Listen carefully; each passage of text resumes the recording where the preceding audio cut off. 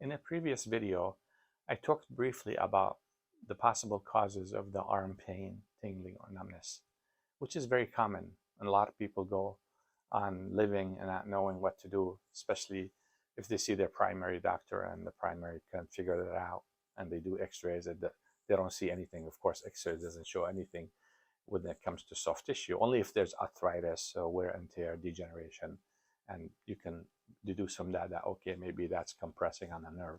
But truly, the gold standard for that is MRI, and usually the cervical MRI, the neck. And sometimes they do the shoulder as well. But let's say you do an MRI of the neck, and it's not really disc herniation. It's other things. And the things I mentioned in previous, just a quick recap, other than disc herniation in the cervical spine, you can have something called thoracic outlet syndrome, which is associated with having, there's muscles in the front of the neck. They're called the scalenus muscle. People think of always the back muscles of the neck and they want to exercise and strengthen, but there's also muscles in the front here. And the front, it's called anterior and middle scalenus. Then the brachial plexus, they pass through and they can compress on them. So when they compress on them, they can cause symptoms in the arm. And sometimes people are just puzzled, like, where's this coming from? So now stretching the scalenus muscle, the best way to do it is to lay down on a table, okay, and then let your head hang back, and basically I want to show you standing. Basically, let's say I'm laying down, but I'll show it also on a table. And what you do is you turn your head to, let's say I'm stretching this side, you turn it a little bit to the right, and you let it hang it back a little bit. So I'm manually stretching the scalenus muscles. I'm actually, by doing that, you could do actually standing. By doing so, what I'm doing, I'm stretching the scalenus muscle. It's by doing rotation and a little extension right there. Okay. And then if I want to do this side, I turn it this way and that way, because they are in the front. So I'm actually manually stretching it. Okay. And now, for as far as the second one, which has to do with the trapezius muscle, upper trapezius, and the levator scapula, which is on the angle of the scapula back here.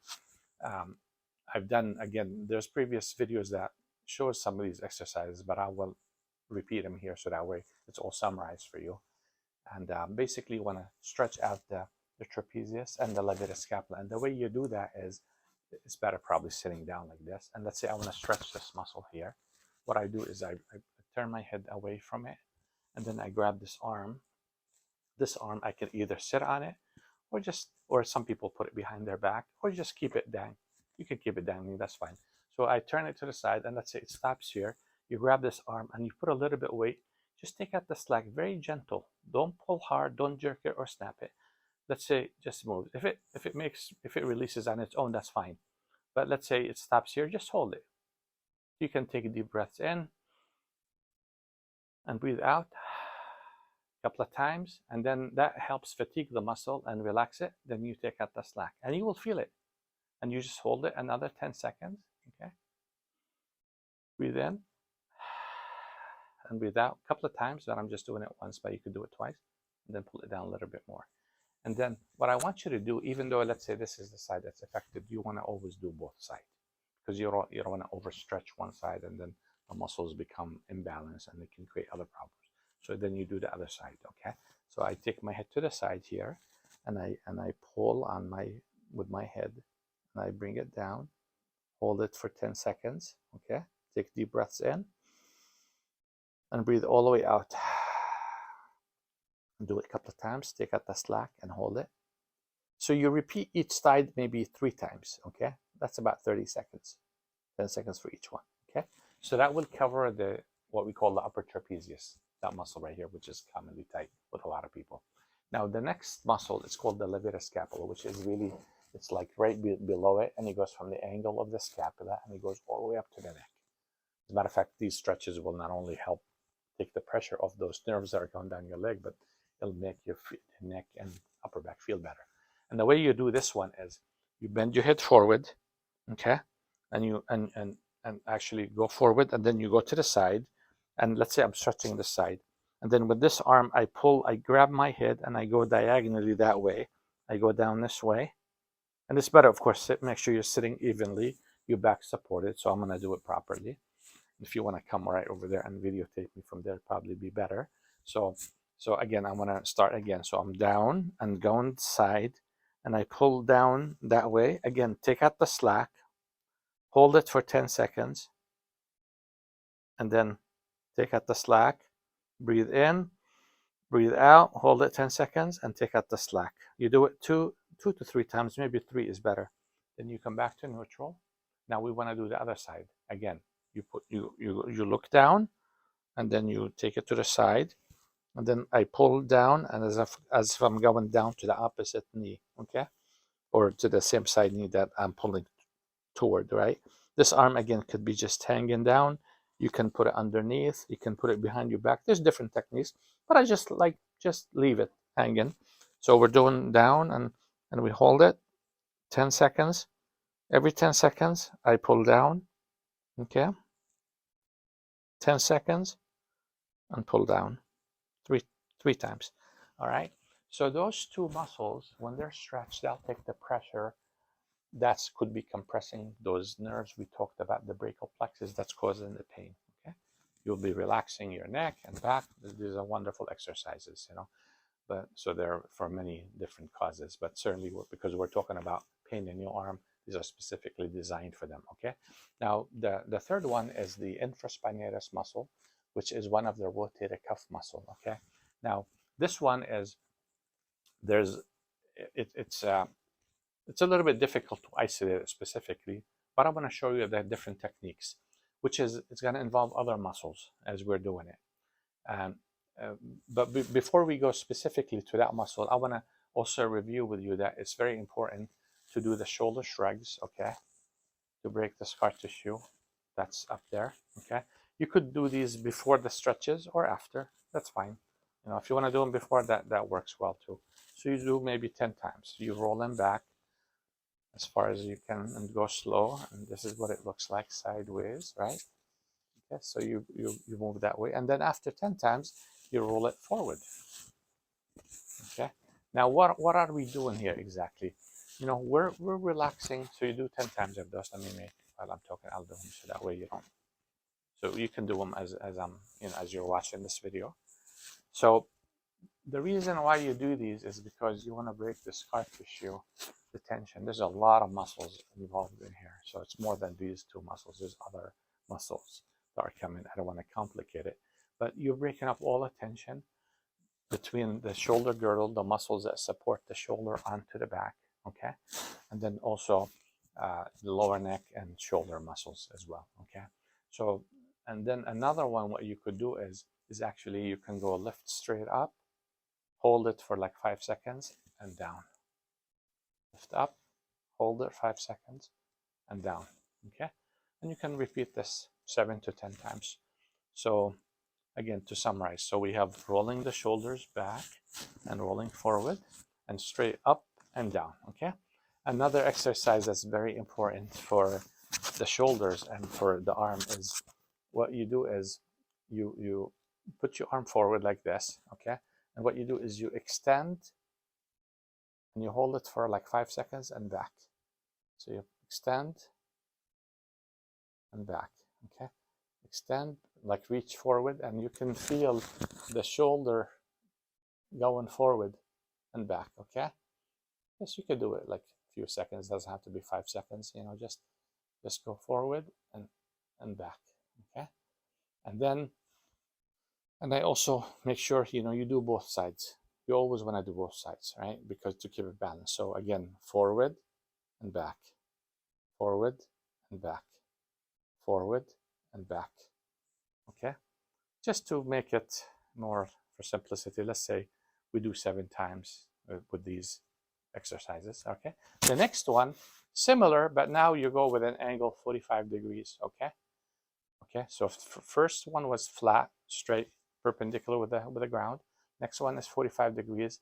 And then what you do is you reach and back, reach and back, reach and back. 7 times.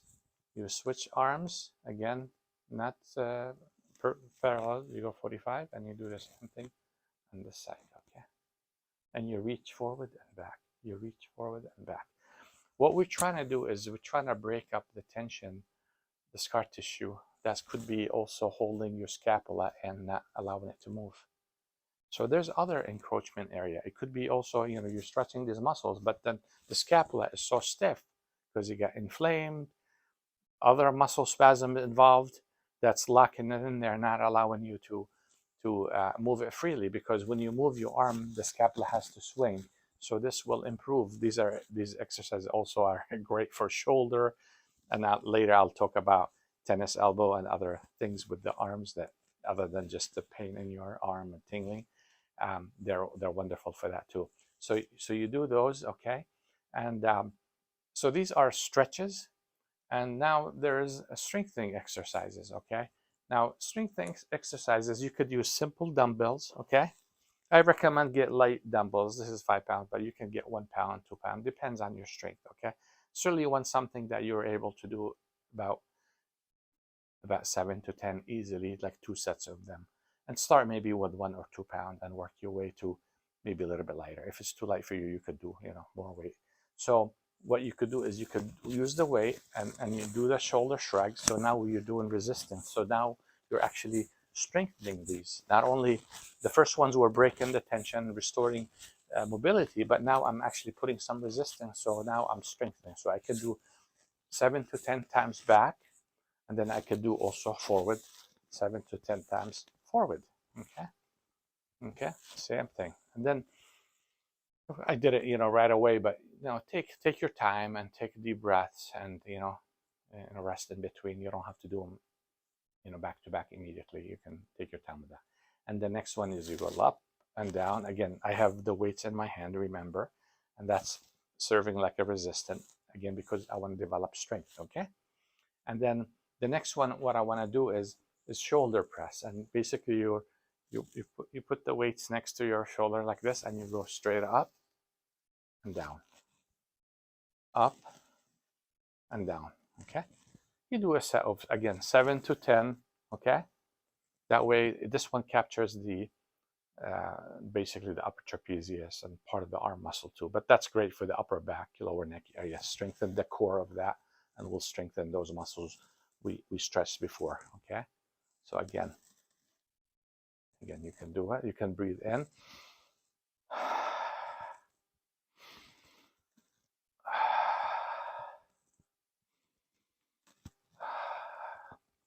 Or just normal breathing, okay?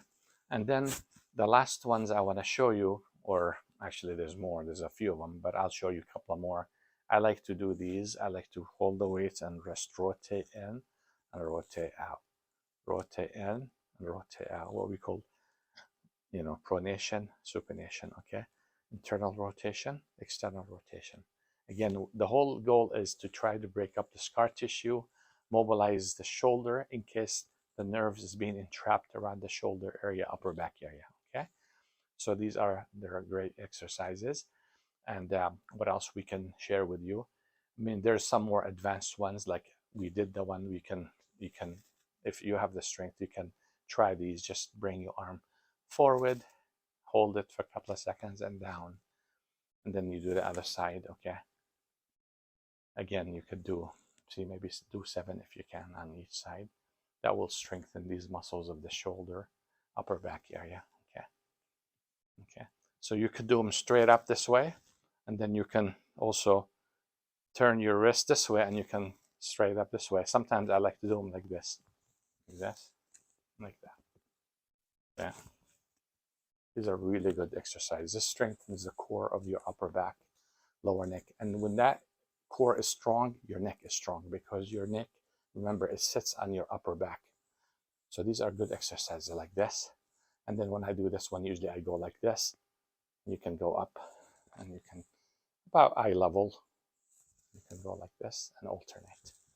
That's a good technique, okay? All right, and then we talked about these, okay?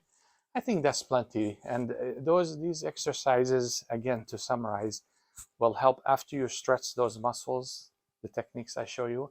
You do these exercises that will strengthen the general arms and the shoulder and the neck area, and hopefully your symptoms will improve.